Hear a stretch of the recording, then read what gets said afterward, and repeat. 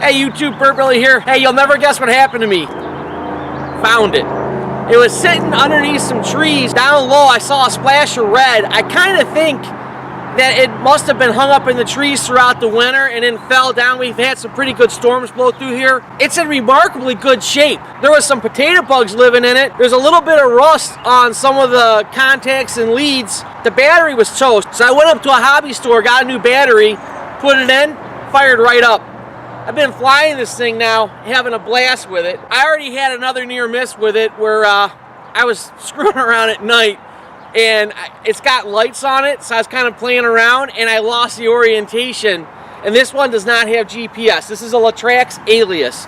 And I have to give them props for something to sit out all winter outside underneath the tree somewhere and to fire right up again. That says something about the product. I was worried about that price point because I thought I could probably pick one up for 40 bucks.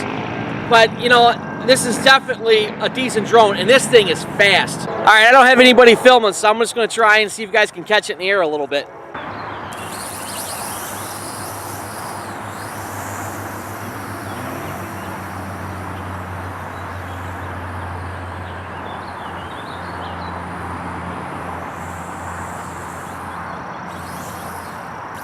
Okay, so that video was supposed to be, I found it, yay. Now that video is worst drone pilot ever.